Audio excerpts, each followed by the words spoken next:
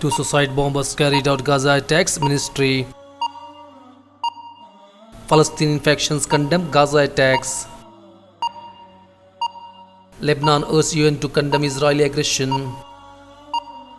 Regime and Russian jets kill 4 civilians in Idlib, Syria. Iraqi court sentenced 11 Daesh militants to death. Russia and Turkey multi cooperation on electronic warfare. New US envoy presents credential to Turkish president. Yemen's government forces take over Aden. Indonesia, protester attacks with matches, 3 killed.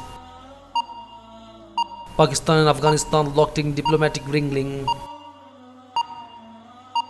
Russian and Indian foreign ministers discuss Kashmir. India, top court to hear petition on Kashmir in October.